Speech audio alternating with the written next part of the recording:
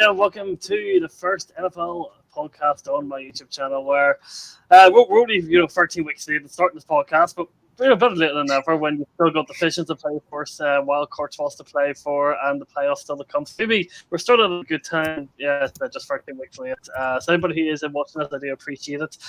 We will be doing this all the way up until the end of the NFL season, which is the 13th of February is when the Super Bowl takes place.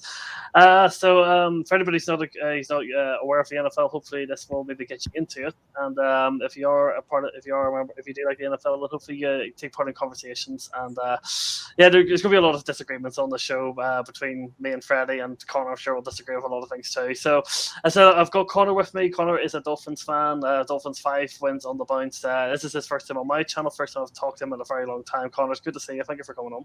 Yeah, good to see you, mate. Glad to see you're doing well. Glad to be on.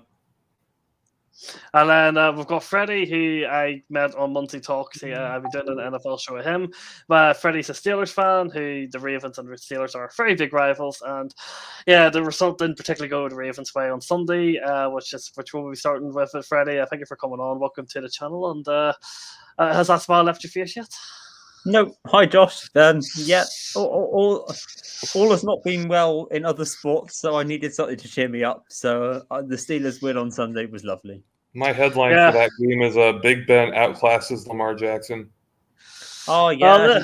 Lamar Jackson in his prime can't beat Big Ben, who's completely fallen off the face of the earth. So, oh my gosh, the one time he has a good pass, it's dropped.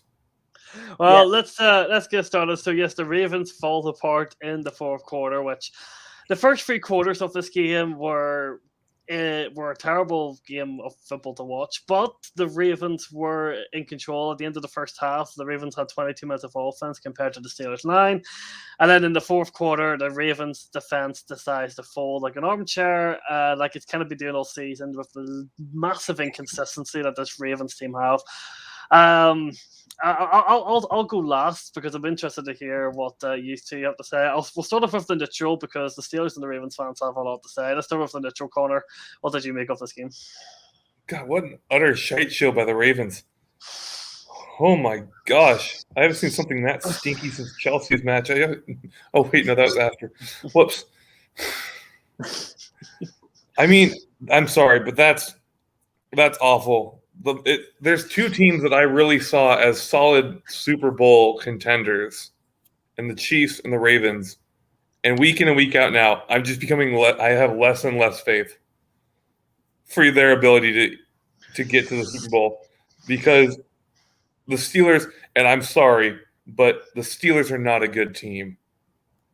Big Ben literally gasping for air after every snap.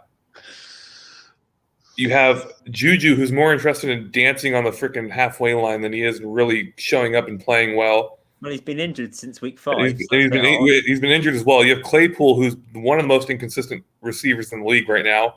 He's either dropping you 100 yards receiving or 3. So to give up 17 points, not just the whole game against the Steelers, but in just a quarter alone, it's just a bad look for the Ravens. That defense, I really hope that coach is having them run suicides for 2 days straight after that, because that's just disgraceful. I don't mean to put a bunch of offense on the Steelers, but just when we go into the season, you do not see the Steelers beating the Ravens. Lamar Jackson, you had, of course, some really good running backs. We know what happened to all of your running backs, Josh. We won't talk about them, all 3 of them. But going into the season, this does not look like a result that you would think happened. From a Steelers point of view, do you think this is Mike Tomlin's plan? Was it just be shit for 3 quarters and then just all of a sudden turn into a team that looks like the best team in the NFL? No.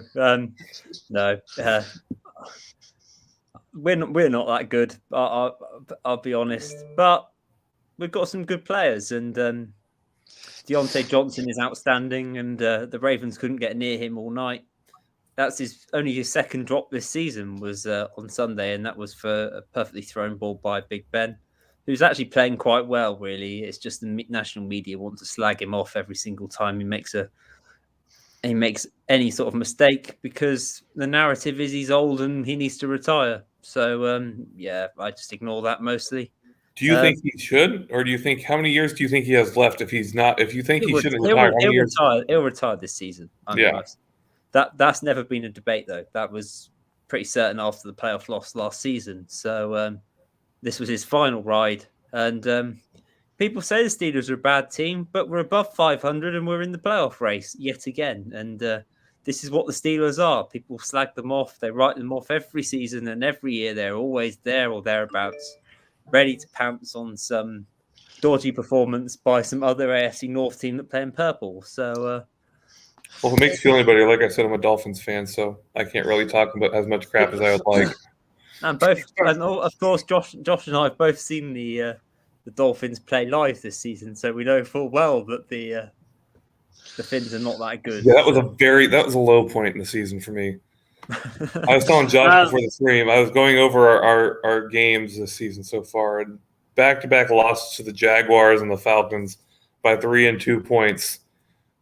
That was a really, really big low point for the year for me. I was really depressed.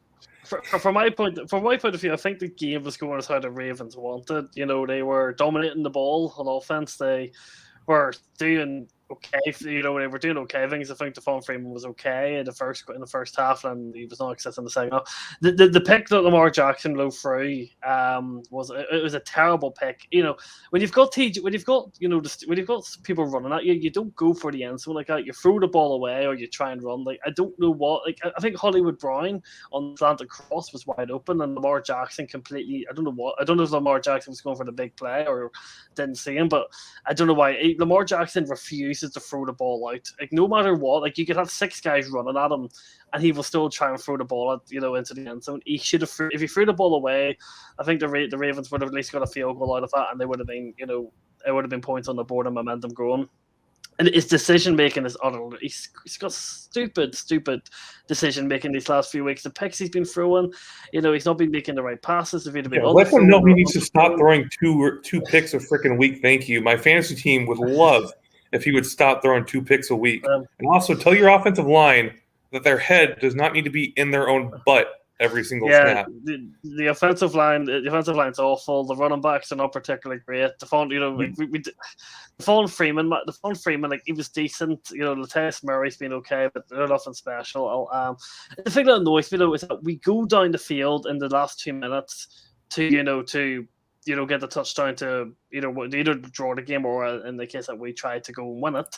Why can't we do that? Why can't we just do that every week on every drive? If the Ravens finish off their drives, they would be a far better team than they are. Or just needs to learn how to be a game managing quarterback. It's just, and Mark Andrews, the play call. I think going for the 2-point conversion was the right call. Because the Ravens lost Marlon Humphrey and Trayvon Young, so there was no corners fit whatsoever. There was no healthy corner, so I understand why John Harbaugh went for the 2-point conversion. The play call was right. He's smiling because he's watching the ball be dropped on his phone. The play call was right, but the right guard who let TJ Watt just completely he didn't touch him. He let him just run at Lamar Jackson. But Mark Andrews should be catching the ball. He catches the ball, and the Ravens win the game. What Freddie? What did you think at the time when you seen John Harbaugh go for the 2-point conversion to win or lose the game there? Did it surprise you at the time? No, it was the right decision. It was the right call. It was just not quite executed correctly. I don't think I'd blame Mark Andrews either. I just think the throw was slightly off from Lamar, but it was the right call and the right play as well. I would have done exactly the same. And I've seen other teams do it before as well, where you're depleted, you've lost Marlon Humphrey, you've got no corners. So if you lose the toss, the likelihood is the Steelers are going to go up the field and score a touchdown on you, and you lose the game anyway. So may as well make it a 2-pointer. You're more likely to win the game that way. It just didn't come off, and that's life. So, Josh, I know you won't like this stat, but Lamar Jackson leads the league in sacks at the moment. Yeah, how bad the offensive line has been. Our offensive line is it's criminally, I guess I could see why the Steelers got rid of Furnace Sailor, whatever you call that left tackle. He's awful. He's literally diabolical, man. He's terrible. Villanueva was awful last year. But we were trying to tell these Ravens fans, hey, we haven't got rid of him for no reason. He's not very good. He's awful. I think Bozeman at centre is okay. Furnace is terrible. Patrick McCrary was okay, but I think he went off injured, so I think a practice squad guard came in for him. It's just the offensive line. The offensive line is just a shambles, and I think Ben Cleveland. Welcome to the club. He's not been that good. I know Lamar's a mobile quarterback, but he doesn't trust the offensive line, and that offensive line's putting in lack of trust in the way he plays as a quarterback. The way he's throwing the ball quickly, he's trying to get the ball out too quickly in some cases. His decision making's all over the place. It's a shambles from top to the bottom. But how the Ravens are still 8-4, and I think we're still top of the AFC, just about. You are Patriots top. No, Patriots. No, you're not. Yeah, it's the Patriots who are 9-4, but they also haven't taken their bye week yet. So it's literally the Patriots who haven't taken their bye week, and the Chiefs, Ravens, and Titans all around 8-4. The Ravens will be 8-5 this week because Cleveland will do one on them. No, Cleveland's a shambles. They won't. As much as I think the Ravens have been a shambles. By the way, I'm looking at the stats of the game. How does your defense, Josh, have 3 players have 5 or more tackles, and the rest have no more than 3? That's your letdown there, is you have nobody but 3 players, which I can even name the players, which is Brandon Williams, Brandon Stevens, and Patrick Queen. Literally the only players in the whole entire team that had 5 or more sacks. Yes, no, the pass rush of the Ravens this year is not tackles. Just tackles, not even sacks. Tackles. Yeah, no, our tackling's been a big issue this year. John Harbaugh said time and time again, especially from the middle linebackers. And when we lost to Sean Elliott at safety, massive loss. The thing that LJ Ford, Sean Elliott, Marlon Humphrey, Marcus Peters, J.K. Dobbins, Gus Edwards, Justice Hill, all of these players that are out now. It's I said it in the WhatsApp group after the series. If we win the division, get playoffs, that's a successful season because the Ravens aren't going to go. I think the Ravens are one and done. No, I think we're one and done because the team's looks to run out and simply not good enough. I think the whole division is going to be one and done. We're much the same on defense, though. That if we suddenly lose T.J. Watt, Cam Hayward, or Minka Fitzpatrick, we're not the same team. Our defense is completely different. So. We're much the same. We're relying on 2 or 3 people to carry our defense. Yeah. Oh, I can also third that with my Dolphins. If we lose Xavier Howard, it's a really rough ride for us. Well, he's absolutely phenomenal. We've got Joe Burrow. I'm not too worried about Baker Mayfield. We've got Joe Burrow, Aaron Rodgers, and Mark Stafford to play now with Anthony Avery and Chris Whitty as our 2 corners. The Ravens could very easily drop down. The Ravens could very easily finish with maybe an 8-6, 8-7 record. And I just don't know. The pass defense is a shambles, and there is no pass. Rush either. I don't know. The next 4 weeks are going to be long and painful, but we are going to move on to the game. It was a Monday night between the Patriots and the Bills. As I said, the Pats go to a windy Buffalo and only threw the ball 3 times on the road and beat Buffalo in their own backyard with Mac Jones only throwing 3 times, which I actually generally thought my eyesight was wrong when I see that. I didn't actually watch the game. I woke up in the morning and oh my god, I actually couldn't believe it. Freddie, I know you watch these late night games. This is just a Bill Belichick masterclass written all over it. I survived for my division rival again. I survived until the end of the first half, which was it was actually flying through because the Patriots kept running the ball, so it was only about 2:45 by the time that, or quarter to 10 Eastern time, and by the time that the first half had finished. But by that point, I was bored out of my mind because Patriots were just constantly running the ball. And I don't know how much you know college football, but much like a military team, so like the Navy or the. Oh my gosh, yeah, they literally. I was like, okay, so New England's gone a couple hours north to the Naval Academy and gone, let's can we swap playbooks for the week? Because I've watched Army Navy games and stuff like that, and you're right. It's literally how much can you run the ball? I've seen Army Navy games where both teams combined threw no more than 5 times. No. That was exactly how it was. Belichick turned up to the game with a Navy face mask on, so. It was written in the stars. So gotta love. Here's the receiving stats for the Patriots is 2 receptions total for a total of 19 yards. out of the 3 thrown. In terms of the game, obviously Belichick. So I think the total rush yards was 2-2-2, which is obviously quite convenient. As I said, Mac Jones literally had to be a handoff merchant, which fair play to him, he wasn't being selfish. I know you would expect a rookie to be selfish, but still credit to basically say I'm willing not to be a part of this game plan. And the defense turned up. This Patriots team who at the start looked like a team that wasn't going to do very much, and now 9-4. Looking like a team that you really want to avoid at all costs in any shape, way, or form.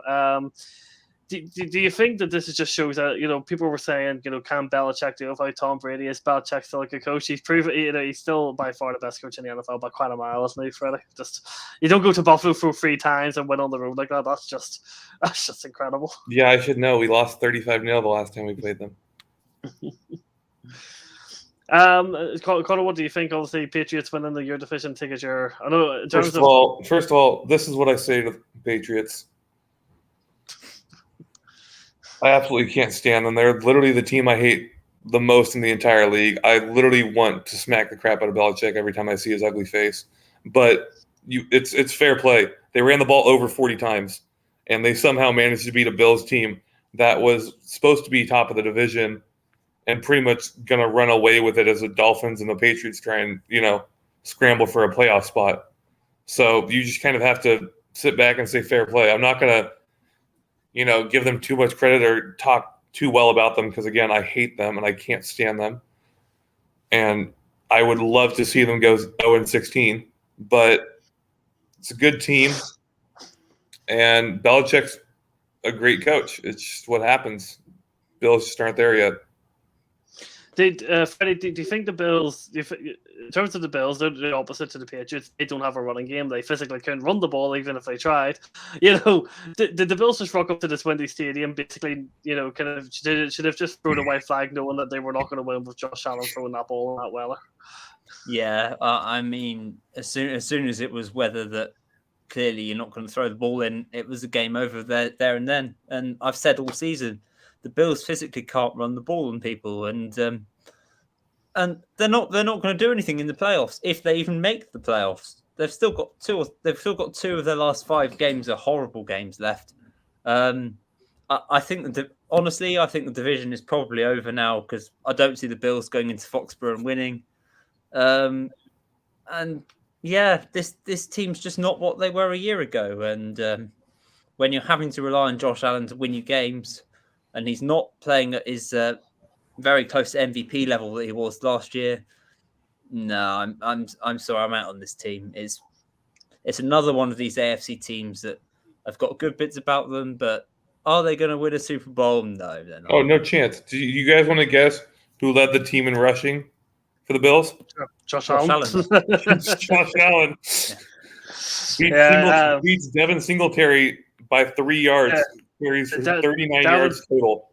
Devin Singletary sack ball, Matt Brady. Not a very good trio.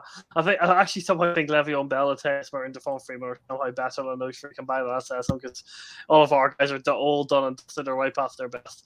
It's nice to see the Bills enjoying Matt Breida, who we let go. And if the Dolphins let someone go, most of the time you don't go near that player. The only person right now that I really think you can get away with saying that is Ryan Tannehill in Tennessee. Besides that, the Dolphins organization lets a player go, probably shouldn't pick him up. You did give Minkah Fitzpatrick away, though, so that was nice. Yeah, I try and not remember that. Certain players I don't like to remember. Let's move on to something I didn't think I would say this year. The Lions win a football game. They beat the Vikings. They beat the Vikings in Detroit. Are we getting to the Dolphins eventually? Yes, don't worry. The Dolphins are on here. Don't worry. So the Lions win in Detroit 29-27 with the last minute touchdown.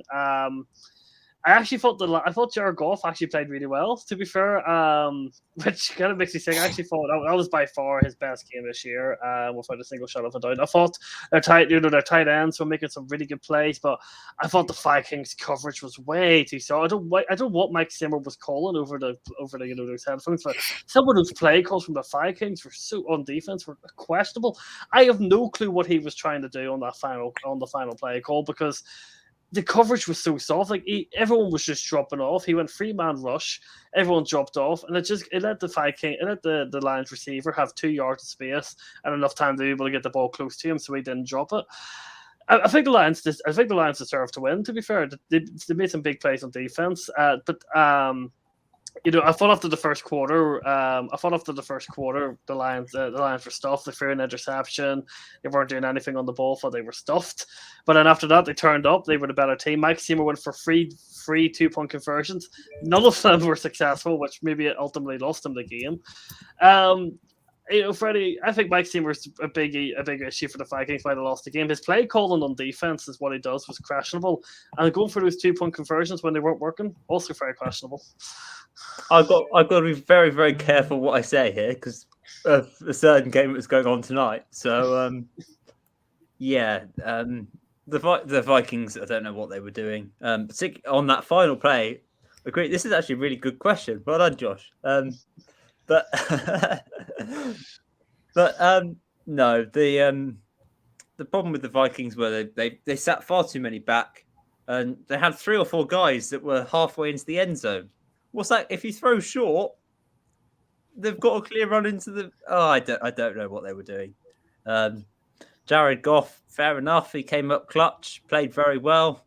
Vikings didn't deserve to win, quite frankly, and credit to the Lions. They've had like the Vikings, both teams have had a lot of close games this year. The Lions haven't won any of them, and now they have. So, tonight's game, of course, is the game between the teams who can't beat the Lions. So that should be interesting. Connor, as I talk about, we talk about John Harbaugh's decision on the 2-point conversion. As Freddy said, Mike Zimmer, he's an experienced NFL coach. He's been with the Vikings for a while now. He's made the Vikings a competitive team. But what the hell was he thinking to basically say to the Lions offense, have all this space, we're going to sit everyone back, have the space, when Jared Goff is more than capable of throwing it into the end zone like he did. Like, it's just terrible play. Colin, it's what cost them the game in the end.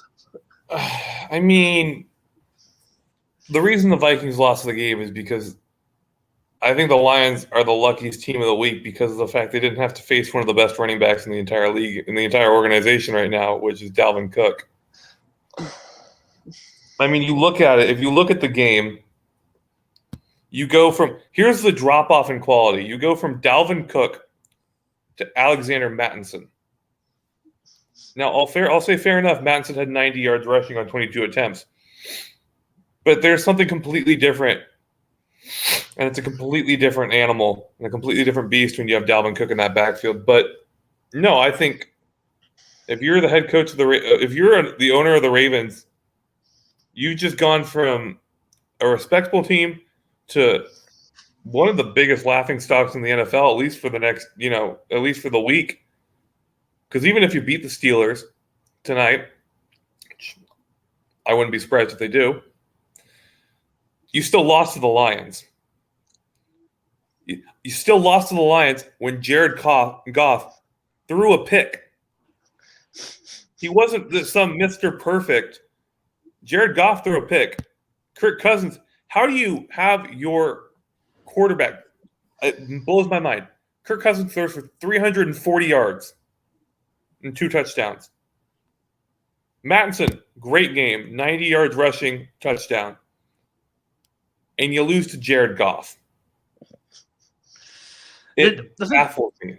The thing that didn't make any sense is that, they went for the 2-point conversion. The first one they shouldn't have had to go for. They should have kicked the PAT.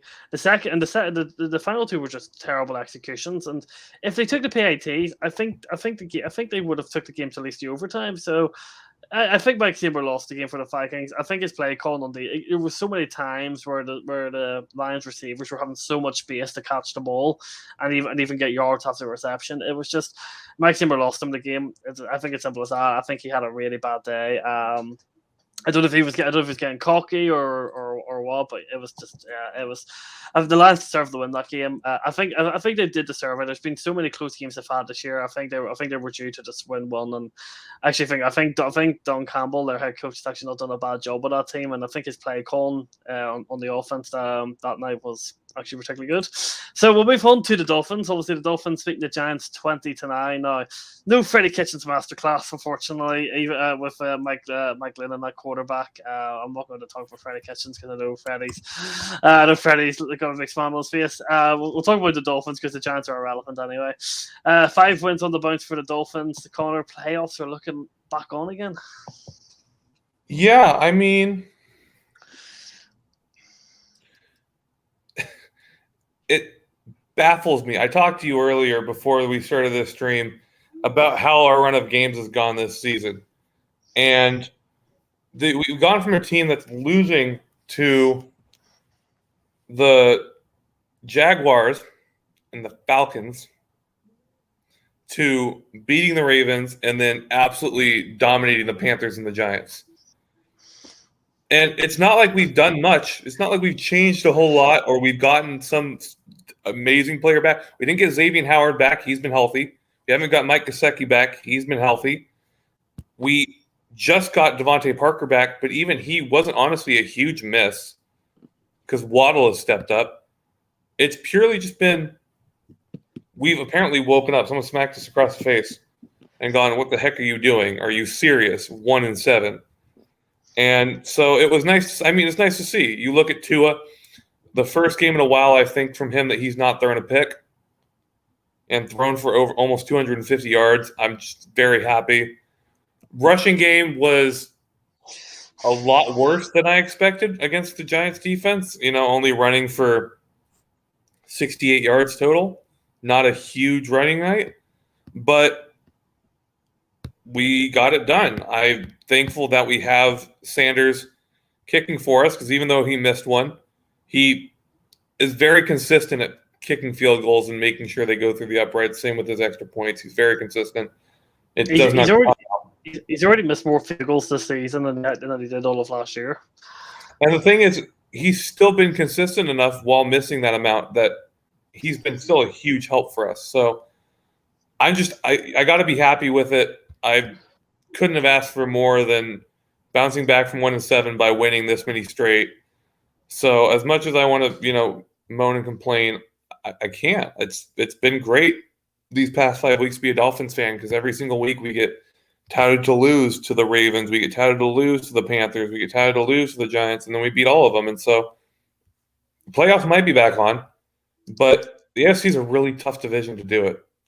And a 1-7 start does not make it very promising for you to make the playoffs. So as much as I would love to say playoffs are back on, let me see how we do against the Jets and Saints. And then going into the last 2 weeks against the Titans and Patriots, we'll talk about this again. But for now, I'll say we'll probably miss. Freddie, obviously, as Connor said, obviously they were 1-7. Now you've been saying that at the time when the Dolphins' record wasn't particularly great, you said that was a false record, didn't really kind of show what the Dolphins were doing this year. So I think you're not surprised now that they're 6-7, and Brian Furnells, who people were saying, is he the right man for this job, has obviously kind of said, this team plays in my way, and they're such a pain in the ass to play, and they're starting to get the results for it. Ravens would know. Yeah, Brian Flores has redeemed himself somewhat. It was poor coaching to start the season, but there were other factors. But people blaming Tua, I'm sorry, they're wrong, and I really, really, really, really hope that he stays in Miami for the long term. If not, he's more than welcome to come to Pittsburgh. That's what I'm saying on that. But joking aside, he's having a very solid run of games at the moment. The Dolphins having a solid run of games. Their defense has improved. There are a few things that I still have question marks on. I still have question marks on their run game. I don't blame you there. But all in all, you can't argue with 5 straight wins. 2 easy-ish games coming up, so they could well be sitting at 8-7 with 2 games against the Titans and the Patriots left. They could be in the playoff run, but quite frankly, they're going to have to win out. If they don't win out, they won't make the playoffs. They have to win every game, because from what I see, AFC this year, win 10 games, you're in the playoffs. Win less than that, you're probably not. So, Connor, Connor man, them Jags, them Jags. Yeah, that would be funny if they miss out because of the last second field goal by the mighty Jags in Tottenham, where or we can look at, if we want to look at why we don't make the playoffs, there's 3 games that I look at. There's the Jaguars for sure. Yeah. There's losing to the bloody Falcons by 2 or 3. And there's losing to the Raiders in OT after missing a field goal. Yes, yeah, definitely. We win all 3 of those games. We go from 6-7 to 9-4. And we're tied with the Patriots for the top of the division. Even if you just say the Falcons was just we lost. So just say, okay, fine. Just reverse, the Raiders game, we end up winning that because we don't miss a field goal, and we don't miss a field goal against the Jags, we win in London. But then on the flip side, the Patriots week 1 should have beaten you, really, if it wasn't for the fumble right at the end of the game that gave you the ball. So we can look on it both sides. So if we lose the Patriots, but we beat the Raiders, we beat the Jags, and we beat the Falcons, then I'm all ifs, buts, and maybes. If we were living in all ifs, buts, and maybes, the Ravens would be sat at 2-10. So, or 2. I mean, it's like the one Scouse fan said that I constantly see pop up. If my aunt had balls, she'd be my uncle. Yeah, exactly. It's a good. Although, if it was all ifs, buts, and maybe we would have a bloody healthy roster, rather than just chip. Yeah, you wouldn't have lost all 3 of your starting running backs to season-long injuries at the start of the year. Get some decent medical staff, and then you'd be all right. Some strength and conditioning coaches. This next question might seem a bit dumb, but I have to put it in here because I love talking about them. Is Matt Nagy generally the worst coach in the NFL? Because you can't spell his name, but other than that, well, I don't care about the spelling of his name. My spelling's never been good. I just thought the game plan against the Cardinals was all wrong, and Andy Dalton was playing really, really bad, and the backup to Andy Dalton there was Nick Foles, and surely Nick Foles could have done any worse than what Andy Dalton did against the Cardinals. I know Nick Foles is way past and he's not great, but at least try and change something rather than just doing the same thing over and over and over again. What do you think, Freddy? Is he maybe the worst coach in the NFL, or do you think maybe Rob Saleh or Joe Judge or the Texans? The worst coach in the NFL is Freddie Kitchens, but no. We won't get into him. It could be anybody in the NFC North other than obviously LaFleur, because you could argue for the way that Mike Zimmer's. He's meant to be this defensive guru, and the Vikings' defenses have been a joke recently. So you could argue Zimmer. I mean, you can't. Dan Campbell is a bit harsh because he's had such a rubbish roster to work with. So I'll give him more of a chance. There's some odd. Yeah, again, he's another one who. This is going to be his only coaching opportunity, and again, he's had absolutely no chance because that Texans team's horrible. So. He's another one that you can't really judge. So probably Matt Nagy is the worst. Yeah, I can't think of anyone off the top of my head who is. He won't be sacked other than John Harbaugh. Matt Nagy will not be sacked mid-season. The Bears don't do that, but I think we're all in agreement. Matt Nagy's not going to be the coach of the Bears come next season. There's not a chance, is there? He's good as gone. And in terms of the Cardinals played a good game. Kyler Murray only had to throw 11 passes out of 15 to actually win this game. And Hawkins came back. The Cardinals at 10-2. Do we see the Cardinals as genuine Super Bowl contenders, or is there too many holes? And maybe their schedule has been easy-ish, so to speak, and their division hasn't been as tough as what we thought it was going to be originally. Any chance we see the Super? I'll go ask you, Connor, first. Cardinals Super Bowl contenders, or are they? Or is the record a bit generous to them?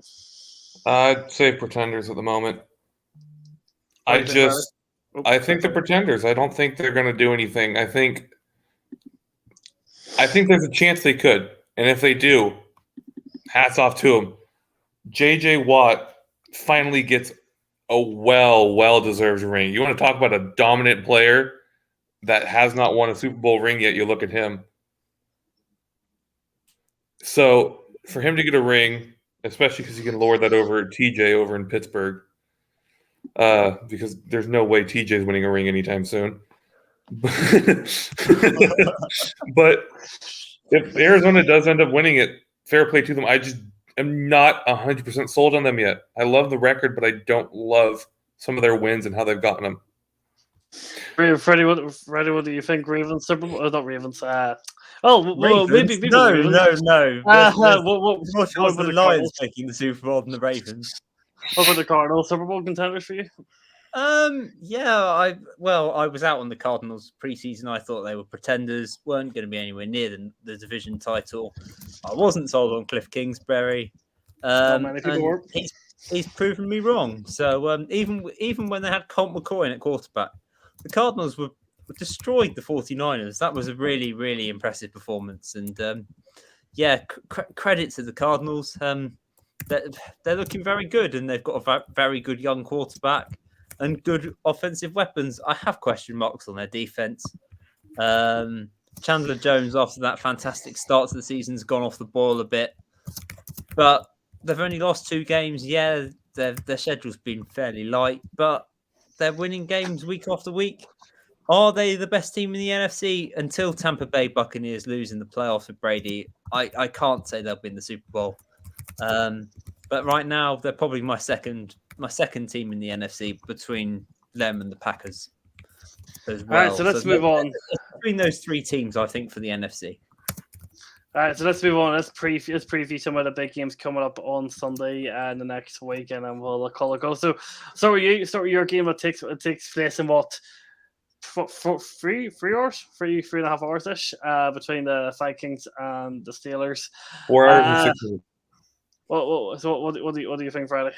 Oh yeah, 20 past 1 a.m. primetime game, ideal. Right on a Thursday night with work, first thing tomorrow morning, perfect. I'm going to be absolutely knackered tomorrow morning, but that's fine. I'll be there watching. As long as we win. This game, though, is as I said earlier, the Vikings only do 1-score games.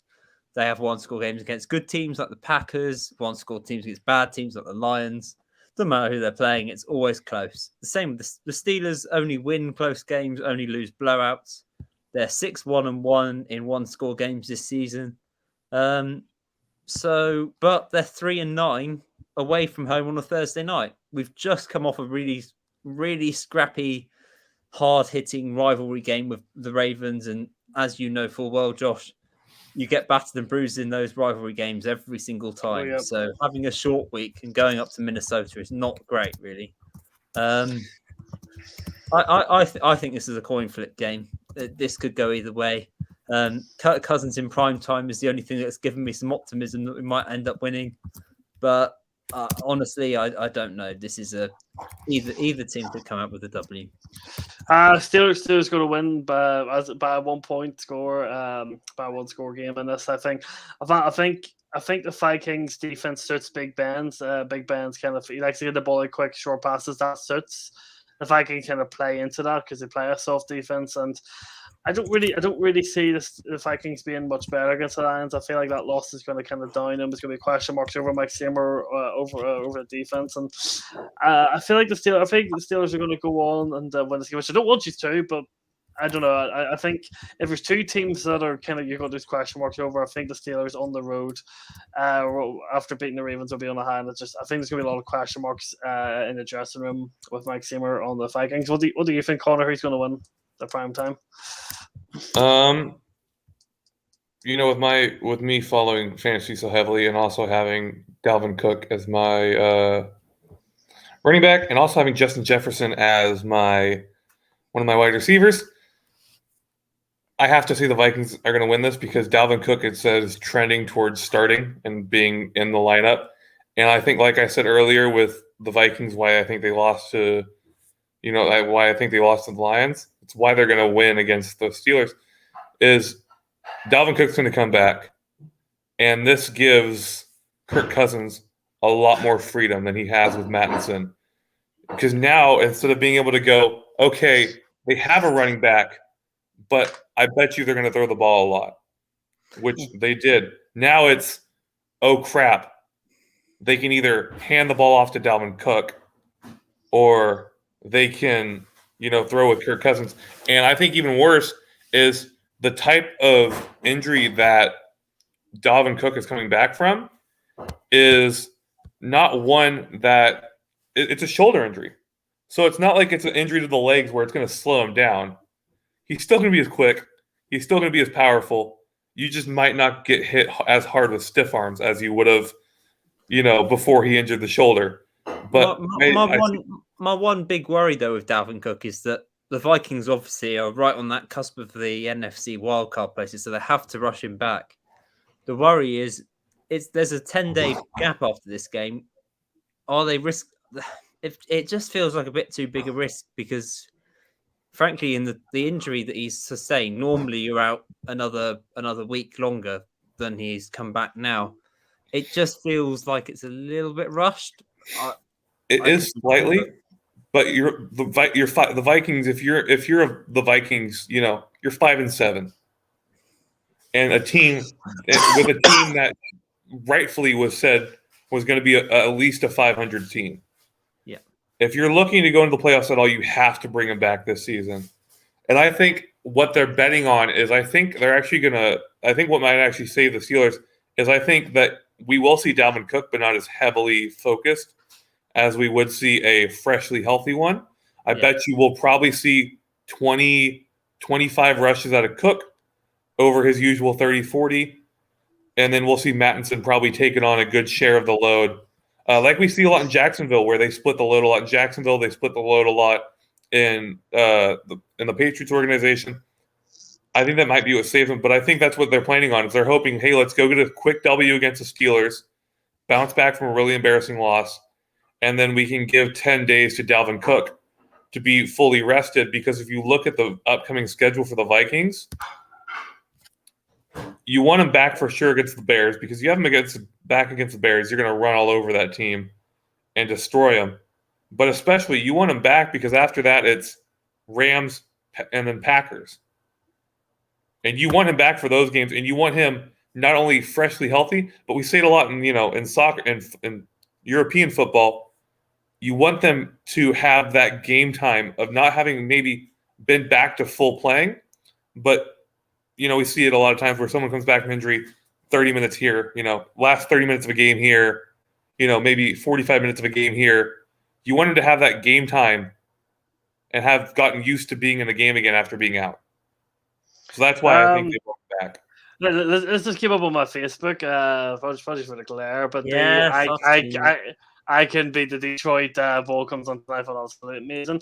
Moving on to Cleveland. The Cleveland Browns come up there by take on the Baltimore Ravens, which for Baltimore, given they have the Packers and the Rams after this, is a must win game on the road for Baltimore. Freddy, will Baker Mayfield get revenge for what happened 2 weeks ago, or will the Baltimore Ravens get the must win that they must need?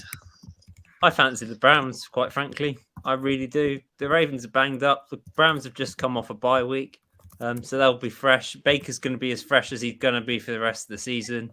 He badly needed this week off just to at least freshen himself up a bit. I know he's still not fully fit, but a chance to have a go at a secondary that hasn't got any players left. So, the Browns are mostly a run-first team. If Chubb or Hunt get any sort of love there, then the Ravens are going to be in for a long night.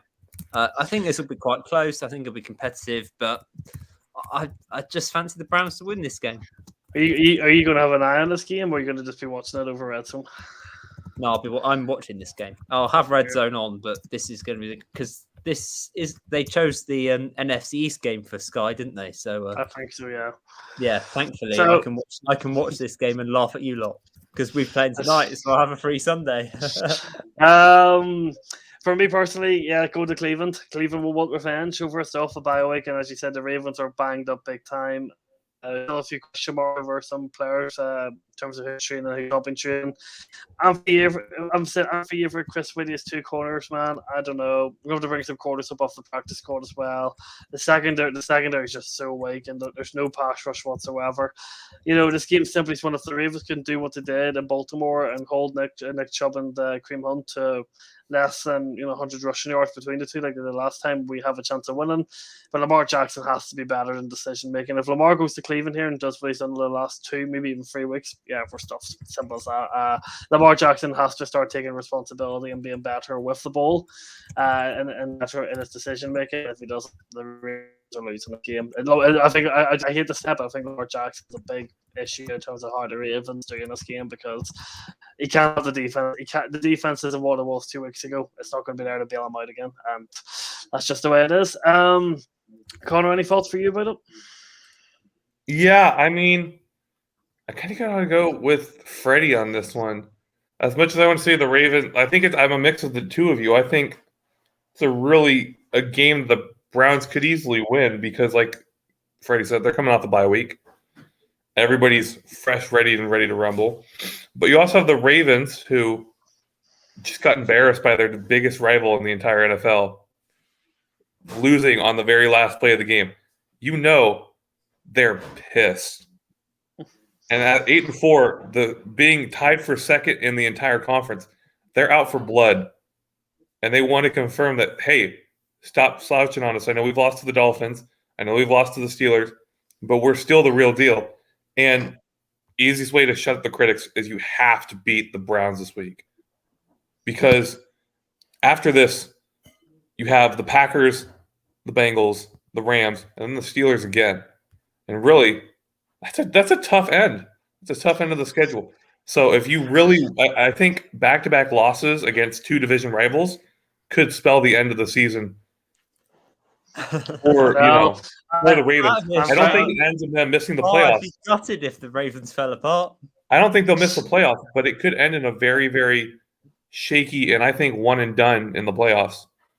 So we have two very, very, very tasty games on Sunday late window and on Monday prime time. First of all, the Sunday late game between the Tampa Bay Buccaneers, Muncie's team. I don't even know if he knows they're playing the Bills. No offense, Muncie. I think Freddy agrees. And then taking on the Buffalo Bills, who obviously come off the back of the loss against the New England Patriots. You look at this game. The Bucs are very, very good against the run with a Bills team that can't run the ball. But can Josh Allen go to Tampa Bay and get the Buffalo Bills a win, which they probably desperately need? I don't think so. But Freddie, I can see you shaking your head. No, you said no hope for the Buffalo Bills in this game. No, I think this is almost. I always think this is going to be a blowout. I just don't see the Bills. This is a horrible matchup for them. They can't run the ball against a team that are the best at stopping the run. So they might not even bother to run the ball. They might just throw it all in Josh Allen's hands. And as we've seen, in games where Josh Allen has to throw every single play, it doesn't work. Tampa Bay have got too much on offense. As okay as the Buffalo Bills defense is, Brady has beaten up that Bills defense for so many years. I'm sorry, I don't see anything other than a Bucs win on this one at all. Connor, are you in agreement? Yeah, because I need the Bills to lose so the Dolphins have more. Fair enough. I'm purely speaking from a Dolphins standpoint that I need the Bills to lose so that while the Dolphins are on a bye week, they can come back needing only really to win a game to really threaten the Bills for that playoff spot. Also, secondly, I also just don't like the Bills. It's division rival. I don't like the Bills. I don't like the Patriots. I don't like the Jets. I think all three of them can be tossed off a cliff, and I wouldn't cry a single tear. But I also just think Brady, Godwin, Gronk. It's a really hard team to beat, not only because their offense is so darn good, but also I think their defense does not get spoken about enough. Levante David, Devin White, Antoine Winfield, Murphy Bunting, Shaquille Barrett, and Ndamukong Suh. You have Jason Pierre-Paul, who I don't even know how he's still playing. You have Richard. You have so many players on that team that just are a lot better than I think people expected it to be. I think that people thought the Bucs would be carried a little bit by their offense, but all around it's just a really good team. Suckup's a great kicker. There's no chance with the Bills here. It's going to be a bloodbath. I don't think the Bucs will miss Antonio Brown too much either. Obviously, he's suspended for breaking COVID-19 protocols. Right, so on to the game, which probably is game of the week, Monday prime time between the Cardinals and the Rams. As simple as this: if the Cardinals win this game, the NFC West, the NFC West, sorry, my apologies, is over. the Rams need to win this game to have any sort of chance of winning the division. The Rams for me have been underwhelming. I don't think they've been as good. I think Mark Stafford underperformed to what we thought. I know some people say he's been overrated, but I'll leave people to debate what they think about Matthew Stafford. But the defense hasn't been as good. The pass rush hasn't been as good. I think the secondary's been easily attacked. And I look at this game, and I do still think the Cardinals will win this game. I think this will wrap up the division. It pretty much guarantees they'll win the division. I think I can't see them losing 3 of their last 4 games. To lose the division. Is there something about this Rams team that just doesn't, their run game, obviously with Sony Michel, isn't particularly great. The pass rush I think the pass rush has a great caliber. He can just run away. He can run away for days. I just feel like this is just a matchup that's just the Cardinals more than the Rams. Just the Rams on the road haven't been great. I just feel like they've been a team that has so many good players and it just hasn't really came together and they've underperformed. What do you think, Freddy? Well, if you look at their results, then it backs you up. I mean, they beat the rubbish. I'll just go through their season. So they've beaten the Bears, they've beaten the Colts. They had a good win against the Bucks week 3. Then they lost to the Cardinals. So then they've beaten the Seahawks, beaten the Giants, beaten the Lions, beaten the Texans, lost home to the Titans, lost to the 49ers, lost to the Packers. That just tells you all you need to know. They beat these bad teams like the Jags and the Texans. They're bullies. When they play anyone good, they just get found out. And I honestly think the Cardinals will win this game. The Rams miss Cam Akers, quite frankly, and without that run game, you're not assisting Matthew Stafford, and you're forcing him to make silly decisions that is costing you games. And I just think the Cardinals are a better team, particularly now that Chase Edmonds is back. That's going to help Connor massively. This is meant to be the most competitive division in the NFL this year, and the 49ers have been massively inconsistent. The Seattle Seahawks have dramatically underperformed and have a massive reshuffle in the offseason. And the Rams, who were meant to have one of the most stacked rosters in the NFL, have completely underperformed against the better side. So everyone who thought the Cardinals had no chance to win the division and were going to perform are going to be top, or probably going to have the division wrapped up with 3 weeks left. So it's just been a weird NFL season. It's just a lot of things have happened that no one expected. Connor, or do you agree with me and Freddie that the Cardinals, in terms of the matchup, are favored? Yeah, the Rams are bullies. They're literally the perfect analogy for them as a primary school or secondary school bully. They're so great when they're picking on the small ones like Freddy. But when they're faced with somebody, a lot bigger or the same size, like Josh, that's like Josh, or like me, they end up getting scared and tucking their tail between their legs. Like Freddie said, the record shows they're really good at beating up on the guys who are absolutely garbage. But when faced with real competition, they bend over. And I think you look at the team on the Rams, and they should be so much better. They added Odell Beckham and Von Miller and have not gotten any better. I don't know how you do that. You pick up 2 of the greatest players in the last decade at their positions. In fairness, though, on the offense, they did lose Robert Woods, so it was almost but you have OBJ. A big loss but OBJ's been irrelevant for 2 or 3 years. So you also have Robert Woods is one of the most underrated receivers in the entire league. So that was a big deal. I think their biggest mistake still is giving Brandon Cooks away. I think Brandon Cooks is one of the greatest receivers in the game, but that's not that's the Texans. But no, Cardinals are going to absolutely walk the floor with them. Kyler Murray's incredible, and he's starting to tilt and bring himself back into that Lamar Jackson versus Kyler Murray's conversation. I think that conversation is starting to come back more and more, and he's starting to really show maybe he actually is the better quarterback. But all around, it's just a really good team. I don't see the Rams getting anywhere close. 24-10. 24-10, right? That's all the games I said. I think there's worth previewing, and I think if you want to talk about Texans, Seahawks, or anything, or any other games that you feel is particularly worth. Seahawks, that'll be an absolute classic. I can't wait to watch that. I don't even know. I don't know who Texans are going to go with as quarterback. Are they going to go back to Davis Mills, the legend, or stick with Tyrod Taylor. So yeah, absolutely can't wait for that game. I think my game that I'm underratingly looking forward to a lot is, well, there's two games actually that I think people are really sleeping on. One of them is Raiders Chiefs. Yep. A really interesting Raiders team. I reckon I know the other game you're going to say. What game you think I'm saying? I reckon you're going to go Washington against the Cowboys. You're absolutely correct, Freddie. It is Washington. Washington making a run for that division title against a Cowboys team that's been very solid, but also can be very shaky. A lot of good talent on both sides. I think those two division matchups are two games that should be a lot more attention on, because I think they're going to be very interesting and very close games. There's one game for me I have on my radar that I honestly have no idea who's going to win it, and that is Bengals 49ers. Yeah, the people think no idea which way. Who's your blowout win of the week? Seahawks Texans. That's it. Russell Wilson will throw over those. The Seahawks played well last week. To be fair, Russell Wilson looked back to his normal self. They'll destroy the Texans. I actually think it'll be Panthers Falcons.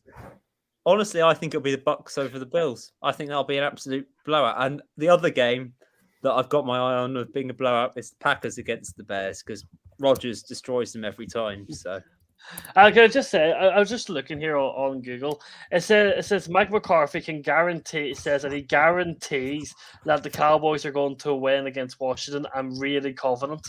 I hope that's going to backfire on him, isn't it? We all absolutely love the Dallas Cowboys, and it'd be such a shame if they fell apart. See, my best friend's a diehard Cowboys fan, so I know he's really pulling for him to win. I do think Cowboys and Washington's a good show, because Washington and Tyler Haneke, they've been playing better, but I feel like the Cowboys will be a bit too strong for them. I think Washington will be winning games narrowly, and I think Pascal and Stephen Elliott will have a nicely fun day. But so that brings the end to the first NFL podcast here on the channel. Hope everyone's enjoyed it. Let us know your thoughts below. Obviously, by the time everyone's seen this, the Steelers and Vikings games will have been played. Hope the Steelers lose, but I'm not going to hold my breath because it's the Vikings. The Vikings are trustworthy as a wet paper bag. Connor, a big thank you for coming on tonight. And for the first time on the channel, it's good to talk some NFL with you again. And also, you're on a bye week, so you've got a nice relaxing week besides obviously Manchester. Yeah, I'm going to be. Yeah, and we've got Norwich, so I'm going to be fairly comfy this weekend. So where can people find you on the social medias if you want to shout any out? Oh my gosh, Yang Talking Smack is my Twitter handle. I'm on the Blue Podcast, which we've got to get back to getting stuff out. We took a break because everybody was in uni. Schedules were hard. I'm periodically on Rich Sports, and I'm also on the Man United Agenda. I actually have now taken over the Twitter account. I now run the Twitter account for the Man United Agenda as well. Yeah, we just broke 1,000 subs on the Man United Agenda, so go check it out. It's a blast. We have content out every single day, up to date on all the news, and it's a blast. Blast being a part of it. And Freddie, thank you very much for coming on. Obviously, so this is another podcast added to your weekly schedule. But actually, we ask good questions and we have good discussions on this one, unlike a particular NFL podcast on a Wednesday night. Hopefully, Muzzy doesn't watch all the way through to hear that. But so thank you for coming. Hopefully, as I said, this podcast over the next few weeks, lead up into the playoffs, and when the playoffs take place, will be fun. I know you have a particular saying, but as this is your first on my channel, at least you want to tell people where you actually are, rather than just say you're everywhere. Yeah, well, I'm as much as I liked talking with Carla this evening, I'll follow him, but I'm not following anything to do with Manchester United, so you can do one. But no, I'm at Freddy Harper Dav on Twitter. That's my main place. I also run a Facebook group, so if you want to come and join NFL UK fans group, please do. But yeah, that's where you can basically find me. As for you lot being big football fans, no, I'm not going anywhere near your stupid channels or your Twitter. So I support the lower league clubs because they're better. Yeah, hold on. That brings the question: what lower league clubs? Well, precisely Plymouth Argyle. Okay, fair enough. You know what? I can't hate on that. That's fair enough. He took the trip to MK Dons yesterday, and I and did. he got I a went to MK last night, so at least she didn't lose. At least she didn't take that trip all the way to lose. That's Yeah. the only thing as a Glenavon fan. I go to every single game, and when we take 2-3 hour drives, and when we lose, man, that's not. It's It's a grim. it's a long journey back. It's a long journey Yeah, back. it's grim. But thank you everyone for watching. So check these guys out. Their links are in the description. Will be in the description below. And I said the playoffs are coming. Massive games. And I said the Browns and Ravens is a massive game. The Cardinals and Rams. Even the Texans might beat the Seahawks and drive the Seahawks into a more pit of depression than they already are. So everyone, thank you for watching. Subscribe, like, share, and just go and hit on Man United. Go and hit on Man United because no one likes them. Thank you everyone for watching, and goodbye. Why do you let us hurt one another just for the dollar? Did you lose your heart in the darkness deep in your pocket? No, I don't care if the price